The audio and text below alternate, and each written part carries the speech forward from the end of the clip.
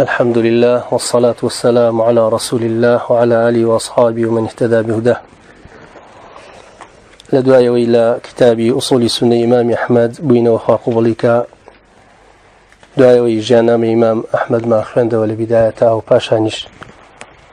أصول سنة من بجوري تواناو واعترافش بك مكرمان لا شرحك يا كتايمان بهنادي نسر كتاب كشف الشبهات رسالة كشف الشبهات إن شاء الله تانراوي الشيخ محمدي كري عبد الوهاب كري سليماني تميمي رحمة الله عليه هروكو چون درسي تفسيري شابي جوي باسي سورة كاني قرآن مان كير بيجوي باسي تفسير كان بكين جيانامي إمامي ابن كثير مان باسكرد وابا شهر كتابك إنسان كايخواني جيانامي مؤلفكي بزانه شعر زايبه أو جيانامي عيشمان باسكر لكاتي خويا وباشانيش أمرو كدين سر كتابي كشف الشبهات جيانامي شيخ محمد كري عبد الوهاب بازكين بإذن خوي تعالى لبروي جيانام كان خوي لخويا براستي همتي زور قورة بو طالب علم دروز ذكاء يعني براستي لخويندنوي جيانامي صالحين دعاة علماء مشايخي أو دعوية لبيش هميانوا بيغمر محمد صلى الله عليه وآله وسلم باشان أنبياء ورسل باشان أواني شوينيان كوتون همت بو إنسان دروز ذكاء ترز لدلي إنساني داعي الروين يتوا دوشت يعني همت بو دروز ذكاء كهول بي باشان ترسي جرروين يتوا أوانا كساني بنهات نرويشتن تيكوشاني خوانيان كردو دعوي خوانيان قيان زاو كوتم لسرو هميانوا بيغمر محمد صلى الله عليه وآله وسلم أو جاني أو بياتي بريكد لما كول مدينة أو نارحتاني كأو بياتي بريكد هيجي شغل أيام بياتي برمان نكرد ولا سروا الدعوة هروها أنبياء صالحين هروها أواني كوالم أمتي إسلامية هستاون بتايبتي بزندو كردنوي إسلام بتجديد كردنوي بنيو كردنوي إسلامك يعني كاتك إسلامك لنا وخلشيا وايليت كمعالي مكاني بشاريتوا كسانك خواي قورئان رخصينك أو معالماني جارجك نيكنا ونيو بمعنى وناشتي زايد بينشتي نيو بينن يعني هل إسلامك خوي أهينه أو إسلامي لبير خلق براوته بهوي بدع والشرك وضلالاته بهوي تقداني دستي كساني نابسندوا وهوي جهل جاهلين وشرك مشركين وهوي نفاق منافقين وكساني جين لبرخاتري خواي تعالى ديسان إسلامك بخلشي أناسينه جاء أو فتري كوا شيخ محمد كري عبد الوهاب كري سليمان التميمي تياجيا ورحمة خوالي به وجيان نامكي زور ضروري إنسان بخوينته بزاني أمع المفايا برزا دعوة شي كردوه بتاقي تنها لخوي وكدس به كابلا من لتي واقعك أبوه زور كذا قاي لونيا قاي لجيانكي نيا لتي واقعك أو دعوة كردوه أو واقعي أو سردمت شرك ضلالتي شي تيابوه باشانيش بديها ردود لسر أو دعوة نسراوة بديها شد لسر أو دعوة بيروزا نسراوة كناشرين يعني كردوا لبرشاي خلشي مثلا بونمونا بخلشي لنوا خوارجة أو خلق كافرك أو وايا أو حتى قيشتو تأوراه ديب لنوا أصلي يهودية نازم أصلي يهودي چون دعوة كاري أكال خلق كبير نسر توحيدي خالص بخوي تعالى يهود كي توحيدي خالصي في خوش بوا قشتو تأورا ديك قبل الشيخ محمد كري عبد الوهاب أصلك يهودا طبعا ما هيج قماني تانية هكذا سيكي داعي ومصلح هسته ها تتماشي بيغمران كعليهم الصلاة والسلام بيان متراوى شي جادوغر بيان متراوى شيت بيان متراوى ساحر كاهن بيان متراوى نازم أنواع واشكال الشيت بيان متراوى كانت الدعوي الراس تقينته بوريايبي يعني أوردو داني كنسراوى هروا بآساني إنسان لخشتنا باولا توشي فريداني نكا بوي كوا پشت كاته دعوه بيروزا باشان ام دعوه شيخ محمد كري عبد الوهاب شتيكي نيه بلاي ولا لپیش او شتيوان ابوا انبياء ورسول هم يبو اوني رابو ام بريتيه لچي بالدعوه كي بريتيه لا درجه بيداني دعوه انبياء ورسول وخوشي واسيرك على واقعك جياوك دعوه بيغمران كالتوحيد ويخوا پرستي بوا لواقعي او تماشاي كدو لهموجك كانوا كاستباسيكين يعني هج جندو شار وشكو جهات وولاتك وحتى حرمين تيجي حتى حرمين يعني بدور بريا أو يمن أو بحرين أو العراق أو الشام أو حتى شو كان هي برب ولا شرك وضلالة شرك وضلالة بس معناه يقول معناه كوا خلق شخص برستي كردوا دار برستي كردوا يعني قراونا تواني بو غير إخوة تعالى طبعا تو بقريته بو غير إخوة يتربي هذا ما دعوابكي والعياذ بالله صلى الله عليه وسلم يان صحابة دعوابكي يان صالحين دعوابكي هيج فرقينية لو يكتو شون مشتكيني بيش پیغمبر صلى الله عليه وسلم لا تمنات عزان دعوة كردو بو فرقينية شو أخوي يقول القرآن بكلمة يمانا جاني أفرمي ومن أضل ممن يدعو من دون الله دون الله شيء قريته حمشتك قريته حمشتك حتى أخوي يقول القرآن بيروزا باسي ملائكة كباسي يعني لقال أنبياء ولقال پیغمبران على هر يقل وقرب من خوام أو بري عذابي لقال ملائكة لقال پیغمبران أخوي يقول رخصاك يا أخوي يقول بيغمري خمان الله صلى الله عليه وسلم لين أشركت لا يحبطن عملك ما بيغمراني بيشوله ولو أشركوا لحبط عنهم ما كانوا يعمل يعني همو يشك أسوتيو الرب وهي شركه زي سيدنا سرجانا مكي الشيخ محمد كري عبد الوهاب رحمة خويله به طبعا النبي محمد كري عبد الوهاب كري سليماني كري علي كري محمد كري أحمد حتى نسبكي وكبازة كان حتى أروات وسار إلياسي كري مضاري كري نزاري كري معدي كري عدنان أم ما مصطفى الرزاء لشارع عيينة لدايق بو عيينة لنجدة طبعا نجد حجاز مشهورة لا جزيرة عربي بكلمة نجد حجاز بيستلسل قطابياني علم للاحين جغرافيا وشارزا بن كوا لاني رشالاتي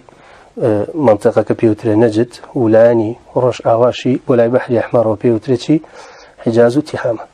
الحجازة طبعا شيها مكو مدينة هي لنجدش شاركاني درعية هي وعيينة هي وحريملاه هي هروها واني كوالو شو نكوبنا توبو الرياض واتشتو تاتشتو لاي بحر أما مصطفى رزل عيينة لدايق ولا صالح زار وسطو بانزي هجري بلام لا تبنى ماليك بوا علماء هم يعني الله لبنى مالي شي زانستو زانيار بون يعني بنى مالك كان بيتي زانياري وعلم شرعي بوا باوشي ما مستاشي قورب بوا وقاضي بوا وهروها بابيري هر قاضي بوا تناند باوشي شوارده صال لعوينق يعني قاضي بوا و لا حريملاش شوارده صال هر قاضي بوا يعني 28 صال قضاواتي كردوا ما بيري شي هروها ما مكاني شي هروها يعني بنا ماليه شي عالم بون ودستي شي زور بالايان هي لا علم زانياركاني شرعيه لنجد لولاتي كواني تياجيان بابلين لا عيينه ولو منطقانا ولهمو عالم إسلامي بشوي شعام اهتمام بلايني عقيدة وبيرو بالراو توحيد وك بيوز ندراوه لا أنا كاني وكو فقه وكو علومي آلو وكو بابتانا زور خلق تيايا سرمشق بون زانيار بون ولام للروانقي عقيدة هر واقعك خوي أي سلمينك واقعك بر للشرك ولضلالات بوا قبي سر قبر كانوا تنانت بقرة يعني مكة ومدينة شعر دوري وحرمين همو خلق قراونا تواني بو فلسطيني قبر ودار وبرد وبابتانا يعني أو بقيعي كتو يستعيبيني كصافي تشيليني نقو بيتي ونبردنا قبلها البصرايتي أو كاتوانا بوا لزمني أوا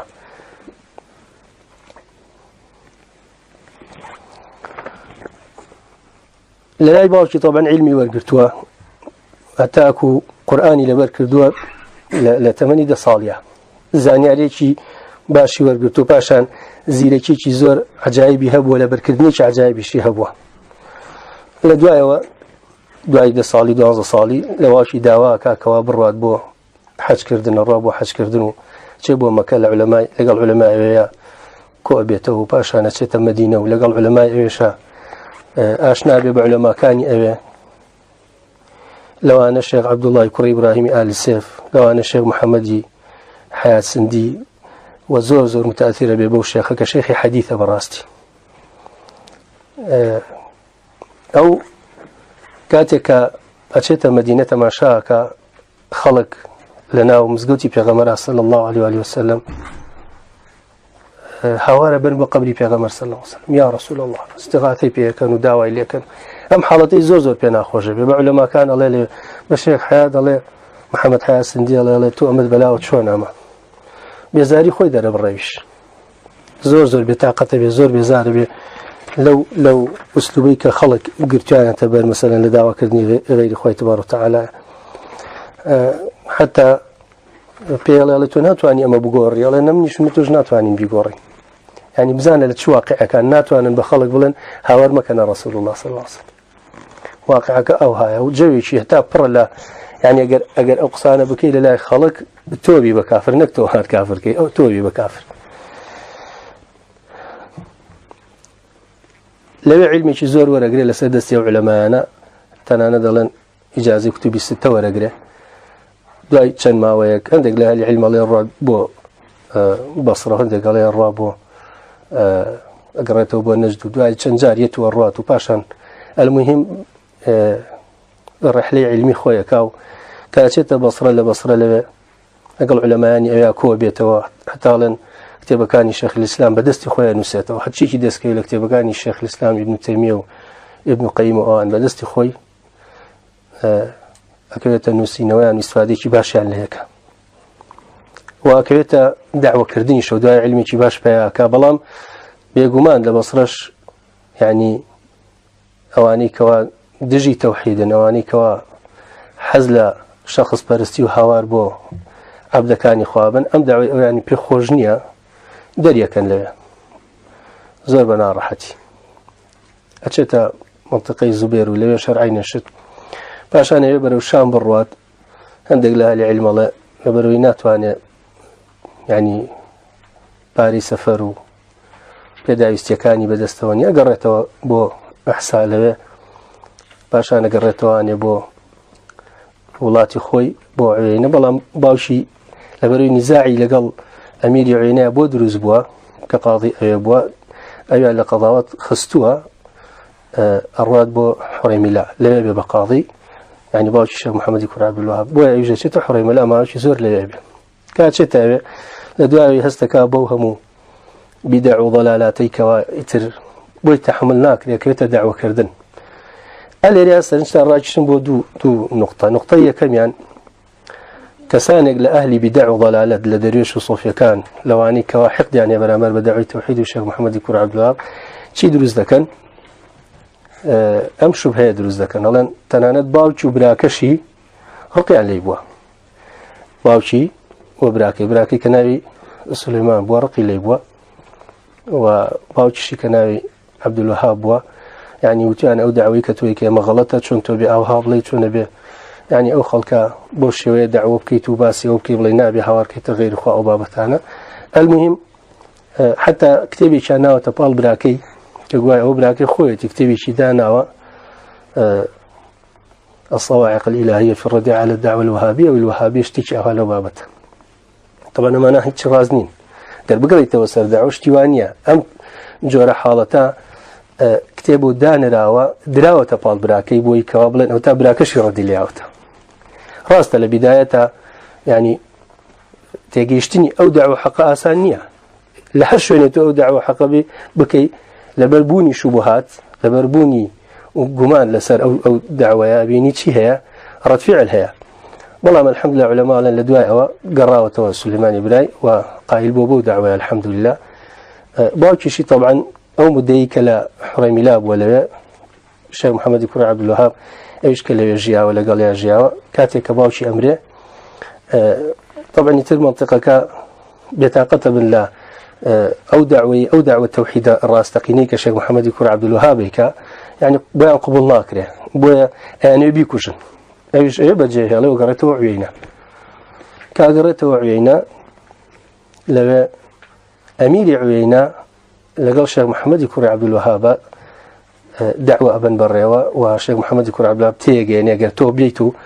أم دعوة لا إله إلا الله بقينيت أو تشيبه خويت على سر دخات وملكه وسرته ساماني شد بيه بخشه هروكو شون غنيمية أو بيغمر صلى الله عليه وسلم لا دعاء الله كرنوي دعوة أو بابته لقال خريجة به الحمد لله دعوة توحيدة كان دي حتى يعني ناوي الشيخ بلاوة بيته بالطواوي منطق كان نجد بد لا أمريكاني أو شنانيك ولا ناو نجدان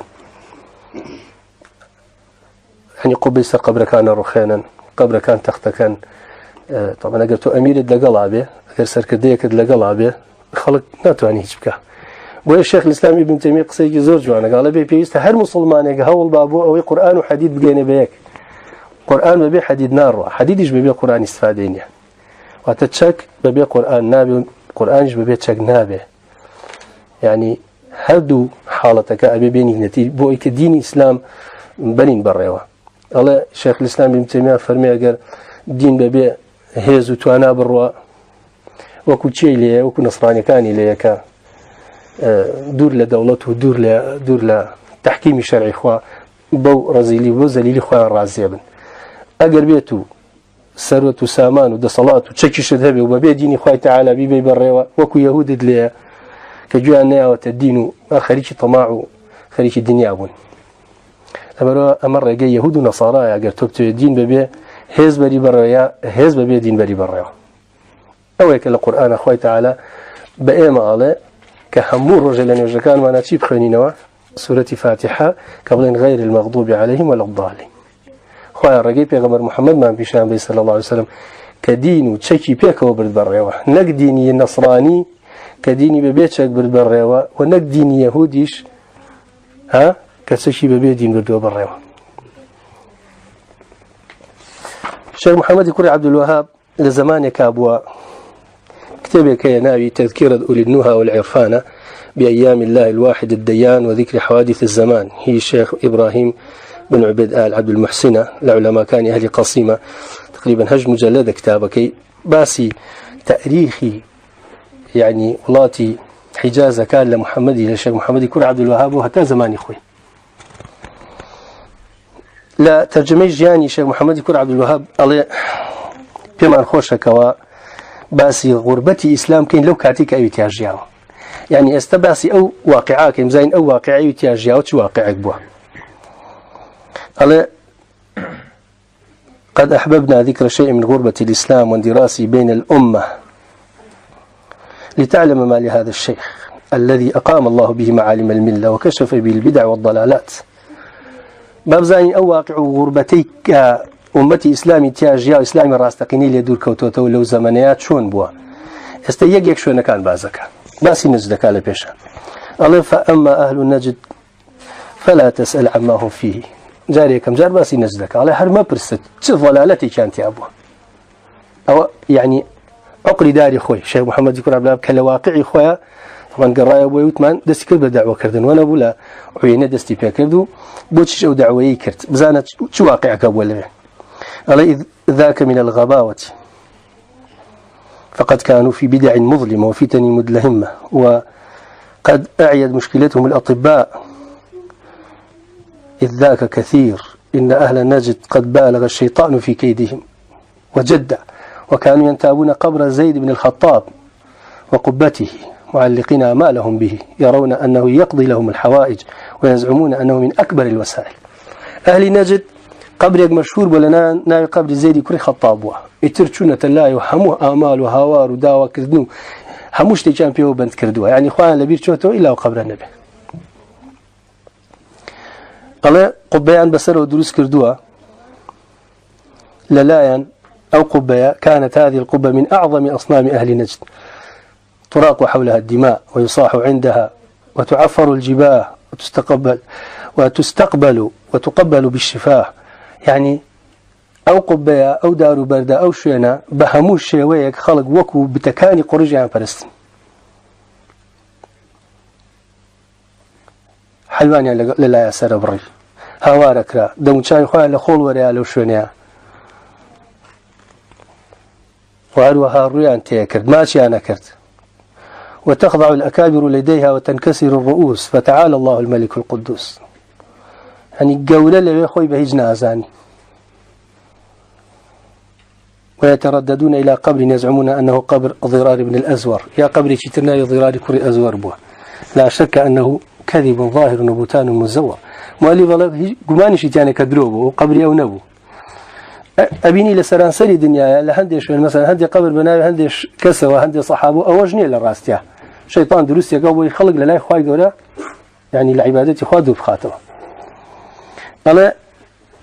نخل كان هبوا نخل بخطا نزان نيروميه ألا وكذلك أيضا عندهم نخل في حال ينتابه النساء والرجال ويفعلون عندهم أقبح الفعال دار خرماية كاب ودار خرماية كنيرا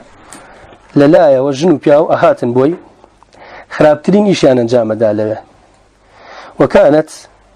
المرأة إذا تأخر عنها الزواج ولم ترب بها الأزواج تذهب إليه وتضم بيدها برجاء وابتهال أقرأ أفرد شوي نكردايا يعني درم شوي بكردايا نهات داخوازي أشوف لاي أو دار خرما باوشي بيا كردو هواريا كردايو بيو دايو چي هواري ليه كرد كوا أيود يا فحل الفحول أريد زوجا قبل الحول هي نيري نيران من أبي بيا كم بيتي بيشو يساطا به أو هابو بوشيوي أو واقعي نجدبو داري كان هابو تسمى الطريفية أغراهم الشيطان بها أوحى إليهم التعلق عليها وأنها ترجى منها البركة فكانوا يأتونها طوائف وفرق ويعلقون عليها الخرق وقد تشبث بها الشيطان واعتلق يفعلون ذلك لعل الأولاد يسلمون وعن الموت يجارون هات بولاي أو دارة الريان بيوا كردو تشيان بيوا كردو بركة يعني داوا كردو داواي باراستيني خوان ومالو منالي عن ليكت أنا كنتون لكردو هذه خوش ما يسباسي رجكه مؤلف درعية طبعا شوني محمد كوري سعود بو بيجوي كوا دعوي محمد كوري عبد الوهاب بوبته لوايوت أي غارشي جورها بوا أشكوتي جورها بوا يزعمون أن الله خلقه لامرأة تسمى ابنة الأمير أو أشكوت أخوي جورك أو هالشقي كردو لو تشيايا بوكي والي كردو بوكي أميري شي كردو أراد بعض الفسق أن يظلمها ويضير فصاحت داعية الله فانفلق لها بإذن الولي الكبير لما عندك كذو استوانا فلاماري من حوالي كردو خواهي قرأ أو أشكوتي ودرس كردو شو تناوي وكان الله لها من ذلك السوء مجير خواهي قرأش بعد استويتي لو خلافة كاريا إن جات شيئا كان أما عقيدان لو أشكوتها شيئا فكانوا يرسلون إلى ذلك الغار اللحم والخبز ويدون نان وقوش تشتيان بو نار بو أشكوتها واشتيان بو هديئة كرد بو على نارت ويبعثون إليه ويقربون اشتيان بو نار دخوان بيا لنزيك كردوا فعياذا بالله مما يعملون هل وهذا لدرعية ديك هبوة يزعمون أن فيها بعض الصحابة مقبور فأصبح حظهم من عبادته موفور الله لدرعيش ديك هبوة وتيانا عندك صحابة لين يجراون أتشون بو أبيو سرداني قبر قبور يعني كت جابوه بزاني دعوي الشيخ محمد يكون عبد الوهاب لتش واقعك ولا يعني غربتك إسلام أبو أم هستي بوشتانا همو كردوا كهستا ودعوي توحيد لا إله إلا الله برس كردوا توب إيش كي زور قرز بو بتاكي تنها كدستي بكردوا لجويك أواك مكة مدينة به كحجاز نجد به الله من العجائب المضحكة أن بعض هذه الآلهة بل غالبا لا يعرف لها أصل أو كإنسان بيه كان هنا أو كزور بيه وشتانا الأصلي نبو دروس كراون ولا فضل بل زين لهم الشيطان عبادته ابتلاء وامتحانا شيطان مشتانيها مرازانته باشر الله وقد فشت هذه الاعتقادات الباطلة والمذاهب الضالة والعوائد الجائرة والطرائق الخاسرة وعمد وطمت حتى بلاد الحرمين الشريفين حتى مكو مدينة شي قرتبوه زي سباسي ومان بوكا بيتان سير نبي لكاتي كان لو كاتها ويستشهر هي طبعا لا الشيعة كان لا الرافضة كان قبحهم الله كأبو طالب زور برزة أبو طالب كأبو مشركين مردو بختان زان كأخوار رجينيها بيغمى صلى الله عليه وسلم دعاء بوبك كشي لبه قبية كي بناوي قبية شيوا يعني قبرك قبية قبري محجوب عن بيوتو لقى قبية أبو طالب على أساس كمان بيغمى صلى الله عليه وسلم فيأتون للاستغاثة عند نزول المصائب وحلول الأزمات والنواكب بالسماعات والعلامات لنيل المطالب فكانوا يعظمونها غاية التعظيم هل زور برزة والسيرانك هواريا بوقت داوي يعني حاجات إخواني عليكت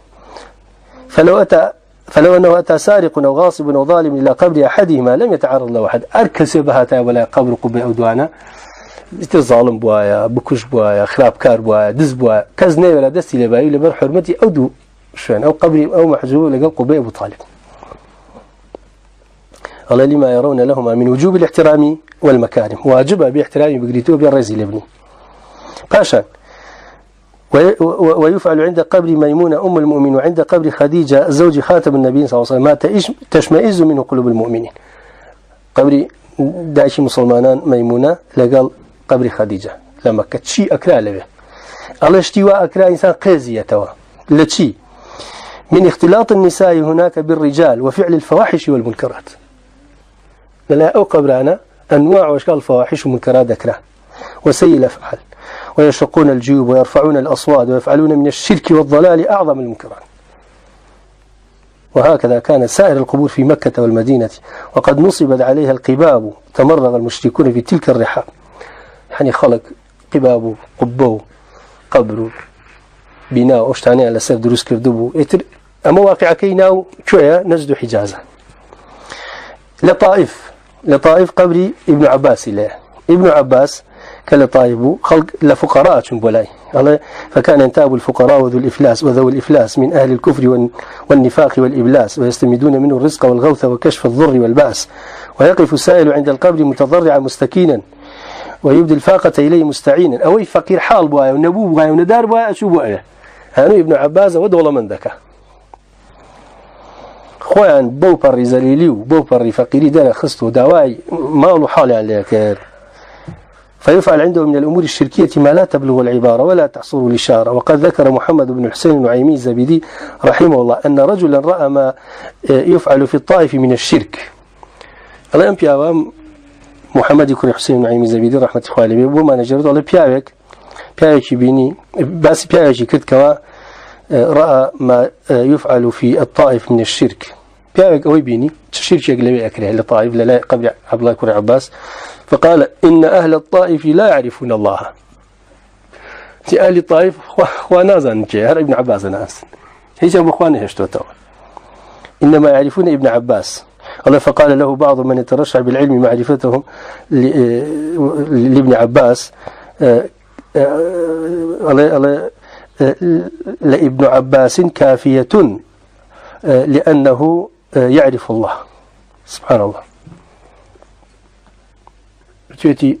كاكا معرفتي أو خلق بابن عباس كافية يعني معرفتهم لابن عباس كافية.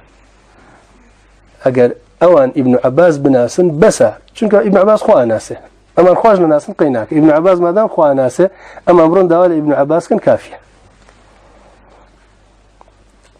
فقال له بعض من يترشح بالعلم معرفتهم لابن عباس كافية لأنه يعرف الله أو اعتقادي خلقك يعني شبهتي عنها ما دام إما داوال ابن عباس كان إيش داوما لخوابه كوطه أما يشكل لو شبهتاني كشغلة كشف شبهات باسكة. الله فانظر يا أخي إلى هذا الشرك الوخيم والغلو القبيح الذميم المجانب للصراط المستقيم كيف أن الشيطان إذا استولى على قلب العبد فإنه يورده المهالك. زبزانا أو شركة قورية أنا أقرم بأخوي تعالى أو غلوة لصالحين إن جعل سيري ما يتكى وإذا سألك عبادي عني فإني قريب أجيب دعوة الداعي إذا دعا. خوي قرب وخوي الله يقرب عبد كان داويا كرت لمن برسالة لمن كرت من نزيكم جاب يعني يا مو أشرت داوى لمن كان يعني فرمي وأن المساجد لله فلا تدعو مع الله أحد. أما آيات القرآن أما آيات أنا حمي بيجي أخرى شيخ محمد يقول عبد الوهاب لم واقعية بيغمري خاصة وصم لعنتك على يهود ونصارى بتشيد لعنتان لك على حديث قال شيء اتخذوا قبور أنبياء مساجد ونيا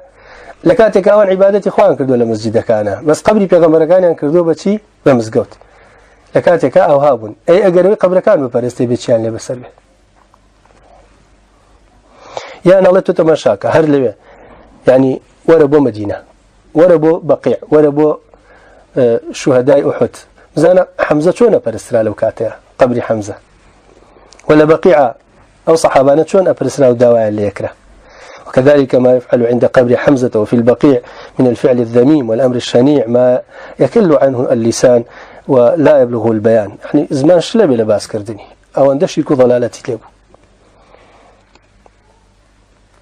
قال إلا قلت لم يبقى شيء لمالك يوم الدين وبدبر الخلائق أجمعين فجزى الله من هدمها وأزالها وسواها.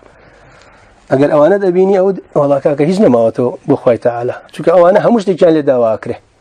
طلبي هداية لك طلبي من الله لك طلبي بارسني لك طلبي هموش لجان لك إذا هجنا ما يبغى خواجة على دستي أو كسخوش بك أو قبة أو بناء قبران أو شتاني همو الرخان ولا نايبرت. سبحانك اللهم وبحمدك أشهد أن لا إله إلا أنت أستغفرك وأتوب إليك.